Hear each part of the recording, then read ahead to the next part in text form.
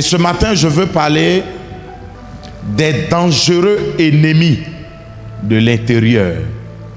La 5e colonne est une expression qui désigne les partisans cachés au sein d'un État ou d'une organisation, d'un autre État ou d'une autre organisation hostile.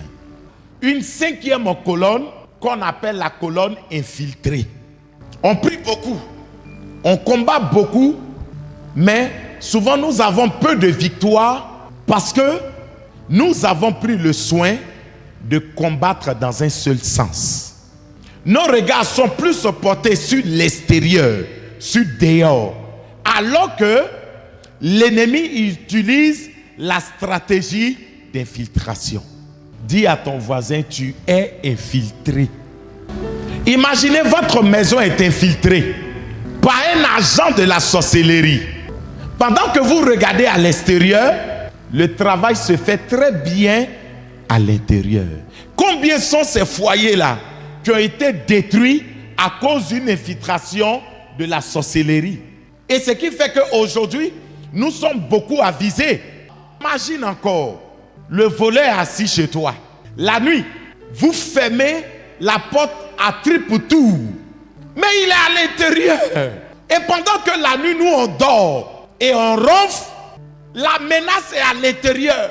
On a mis les antivols, système de sécurité ultra performant. Alors qu'on a oublié une chose, de vérifier. Est-ce qu'à l'intérieur, parmi nous, il n'y a pas eu d'infiltration? Et le système d'infiltration est une stratégie puissante. Beaucoup d'églises ont été infiltrées par les agents du diable. Parce que de l'extérieur, ils savent que nous sommes sur nos gardes. Nous avons seulement eu la conception de l'ennemi extérieur. Mais l'ennemi aussi, il est à l'intérieur de nous. Mais je veux dire à quelqu'un ce matin, le meilleur combat spirituel, c'est à l'intérieur. Donc, la 5e colonne, c'est l'infiltration. Ça désigne un traître embusqué à l'intérieur. Donc souvent nos vies sont infiltrées par des traîtres. Écoutez-moi bien. Quand l'ennemi est déjà à l'intérieur, les choses deviennent plus compliquées, plus difficiles. Lisons ensemble Ephésiens 4, le verset 27. Ne donnez pas accès au diable. Mais pourquoi il nous exhorte à ne pas donner accès au diable? Si le diable a accès à ta vie, il restera, il va demeurer. C'est pourquoi il y a des choses qu'il ne faut pas essayer. Je vois un peu aujourd'hui, beaucoup de vies, beaucoup de jeunes sont en train d'être détruits. Pourquoi? Ils partisent avec le diable pour un gain sordide. Ils veulent de l'argent. Aujourd'hui, là, tout le monde veut frimer. Regardez sur les réseaux sociaux. Tout le monde veut paraître dans les grosses voitures, paraître dans des châteaux, dans des grands lieux. Mais souvent, vous allez voir que la base, c'est quoi? Ils ont vendu leur âme. Il y en a qui prennent ça pour un jeu. Ils ne regardent pas les conséquences, mais ils regardent juste l'argent qu'ils peuvent avoir. Mais quand Satan va te donner son argent, tu penses qu'il va te laisser tranquille? Jamais. Aujourd'hui, les choses ne se font pas simplement parce que les hommes sont à la poursuite de la gloire. Or, je veux dire à quelqu'un ce matin, pour obtenir la gloire, ça met du temps. Pour avoir la célébrité, ça met du temps. Mais les gens essaient de trouver des raccourcis en partisant avec le diable. Je ne mélangerai pas les choses saintes avec les choses souillées. C'est pourquoi je suis sélectif. Ma vie, c'est ma vie. Ta vie, c'est ta vie. Chacun rendra compte à Dieu de la vie qu'il a. Regardez un peu l'image de l'église aujourd'hui. On a des chanteurs PD. Et puis, chose bizarre, façon les PD là savent chanter. Je ne sais pas si c'est l'esprit de PDA là. Quand les PD derrière la voix sortent devant, je ne sais pas. Abomination. Adorons Jésus. Et puis vous allez voir qu'on accepte ça. Pourquoi? Parce qu'il a une belle voix. On s'en fout de ta belle voix.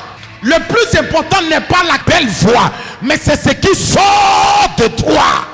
Tu nous communiques quoi? Un esprit de PD abat les PD. Apprenons souvent à être sélectifs dans la vie. Le diable veut nous amener à accepter que la vie se résume sur la terre. Mais nous qui lisons la parole de Dieu, nous qui avons été éclairés, Nous lui disons, la vie ne se limite pas seulement sur la terre.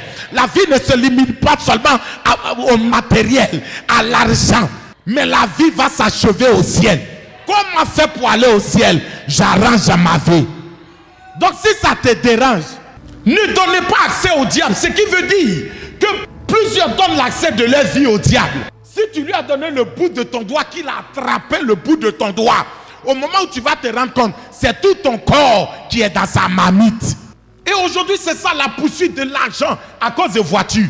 Tu vends ta virginité. iPhone 15, tu vends ta virginité. 500 000, tu vends ta virginité alors que tu as plus de valeur que ça. C'est pas seulement les soeurs, tu vois les frères, ils sont petits pompiers. Toi-même, tu sors et ta grand-mère, ça te fait pas honte. Et puis tu appelles ta grand-mère chérie, chou, paka. Et aujourd'hui, on dit, c'est pas l'extérieur qui compte, c'est l'intérieur. Ils lisent pas bien la Bible. La Bible dit que c'est de l'abondance du cœur que la bouche parle. Ce qui est en toi, c'est ce qui sort. Sortons de la distraction et des amusements. L'ennemi est en train de travailler à l'intérieur. Chaque jour, il nous bombarde. Et c'est lui qui ouvre la porte à ses collègues dehors. Maintenant, quand on va envoyer le feu, on envoie le feu dehors, puis on envoie dedans. La Bible dit, c'est pas ce qui entre qui souille, mais c'est ce qui sort. Il était où? À l'intérieur. C'est lui qui nous souille. Souiller, c'est quoi? Abîmer. C'est éclabousser. C'est avilir. Entre en toi-même. Et puis, il faut voir, c'est quoi qui ouvre la porte et c'est quoi qui te détruit toi-même de l'intérieur. Un mensonge. Donc, c'est pourquoi je dis quoi? Quand nous venons au Seigneur, le travail du Seigneur ne commence pas d'abord à l'extérieur. Ça commence toujours d'abord à l'intérieur. Parce que tu es venu avec du jus de mensonge. C'est ça le Seigneur veut vider. On ne peut pas mettre un vin nouveau dans une vieille outre. Ça explose. Le mensonge est un ennemi. Ça ne peut pas favoriser ta destinée, l'accomplissement de ta destinée. Tu rentres dans le mariage, tu mens. Si tu rentres dans le mariage que tu es impuissant, il faut dire que tu es impuissant. Tu rentres dans le mariage, tu es enfant. Tu ne dis pas que tu es enfant. Sinon, il ne va pas me prendre. Mais s'il ne te prend pas, ça veut dire qu'il ne t'aime pas. Quand vous voyez des gens, ils vous blaguent. Non, je te donne voiture, je te donne maison, je te donne l'argent. Tu dis, il est bien, oh. Tu as demandé à Dieu s'il est bien. Peut-être il te voit un poulet qu'il est en train d'engraisser pour les fêtes futures. On est trop ignorants. Disons la vérité. Avant de dire la vérité aux autres, disons-nous à nous-mêmes d'abord la vérité. Aujourd'hui, les chrétiens minimisent cet ennemi. On ment trop. Deuxième, c'est l'orgueil. C'est des ennemis internes. C'est le complexe de supériorité. Tu es supérieur à qui? Un homme orgueilleux est un homme arrogant. L'orgueil n'est pas joli, elle est pauvre. L'orgueil, c'est un sentiment exagéré de sa propre valeur, de son estime de soi. C'est vrai, il faut t'estimer. Quand David a dit, Seigneur, je te rends grâce de ce que je suis une créature si merveilleuse. Mais ça ne veut pas dire qu'il est orgueilleux. L'Éternel lui-même Dieu, il connaît l'orgueil. C'est pourquoi il résiste aux orgueilleux. Mais il fait grâce aux humbles. Je dis à quelqu'un, avant que Dieu ne t'élève, commence à travailler sur ton cœur. Non, t'es prêt. Moi, je sais que Dieu va te bénir. Si tu veux la même, arrête même de dire, Seigneur, bénis-moi. Tu as trop dit depuis ta conversion. Qu'est-ce que tu dois faire maintenant? C'est de dire, Seigneur, traite mon cœur. Seigneur, travaille mon intérieur. Parce que quand le jour, l'heure va sonner de ta gloire, de ton élévation, ce qui te fera tomber, en fait, ce n'est pas ceux qui sont devant, mais c'est l'orgueil là qui va te tuer. Prépare-toi donc. C'est pourquoi je dis à la sœur, arrête de prier pour le mariage, va apprendre à préparer.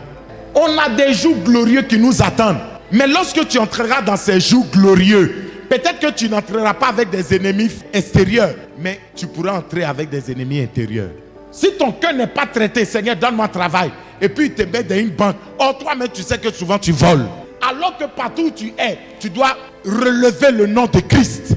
Partout où tu es, on doit dire tout le monde vole, sauf toi. Tu dois être un exemple. Tu dois être mis à part.